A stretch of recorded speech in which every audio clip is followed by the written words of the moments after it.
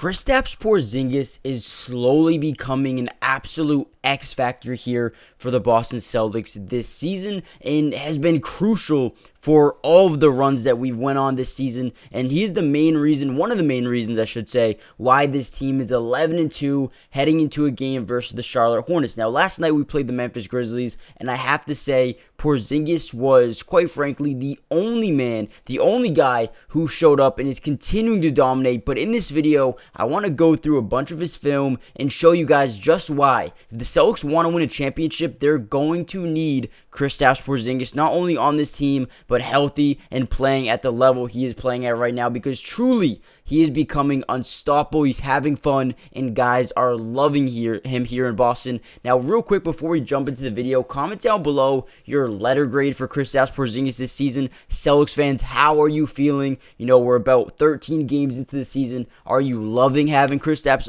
in here in Boston? Because me, I am, dude. I am so happy. Him and Drew Holiday look very, very good here for the Boston Celtics. Now, in a game overall where the Celtics did not look good and, quite frankly, should have lost this game versus the Grizzlies, Porzingis won us this game in a bunch of different ways. Not only, altering shots at the rim, he was sending shots away, he was making tough baskets over anybody. And that's one of the biggest things about his game, is he can shoot over anyone. We saw it versus Toronto a couple of times versus Dennis Schroeder.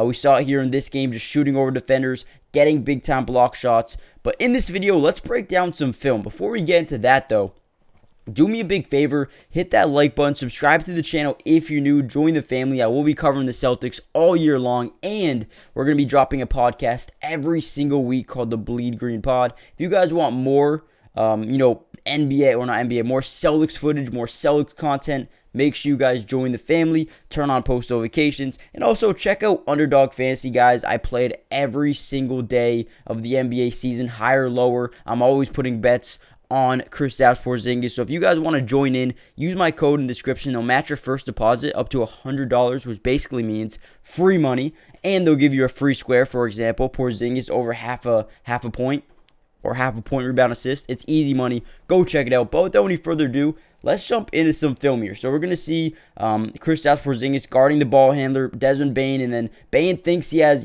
some sort of leverage versus Porzingis. Yeah, well, he doesn't.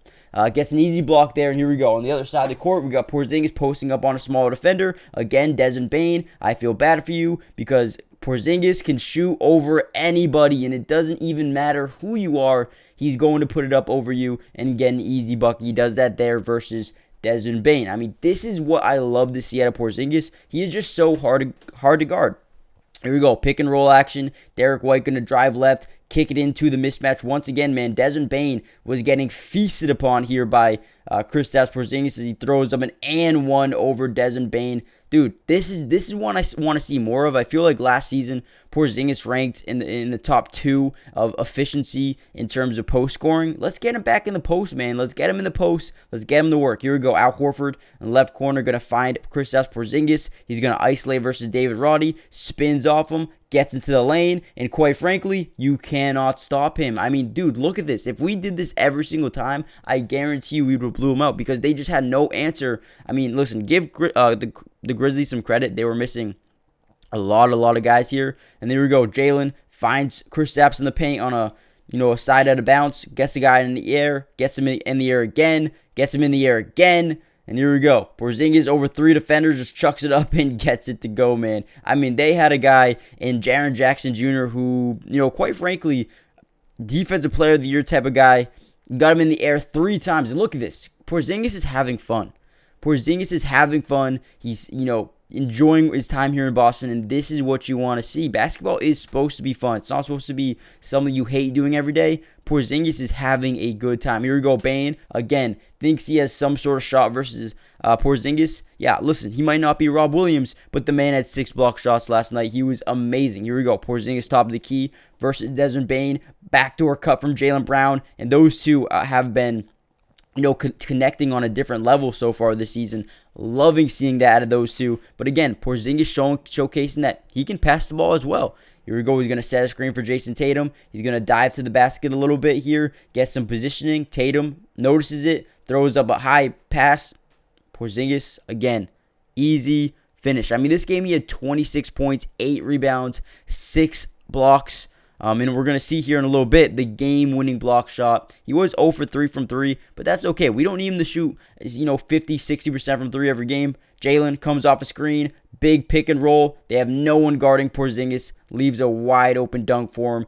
This is beautiful, man. This is beautiful. And we're talking so highly about Porzingis in a game where he didn't shoot the ball well from behind the arc. Imagine if he hit 2 threes. Imagine if he hit a couple of threes here, how deadly he would have been. But, I mean, I feel like Joe Mazzulla in the offense, the scheme did a great job finding Kristaps where he was open, picking and choosing his spots. I mean, listen, like we said before, he doesn't need to shoot 3 threes. He doesn't need to make a couple of threes. If he just feasts in the paint, that's fine with me. If he can average 20 points a game in the paint, oh my God, that would be amazing. Like, when is the last time the Celtics had someone who could dominate in the paint like this? It's been a long time. And there you go, another huge block there on Zaire Williams, a guy who can really jump out the gym, and that is huge. Here we go, Peyton Pritchard on a fast break up the right side. Well, I guess that wasn't part of the play.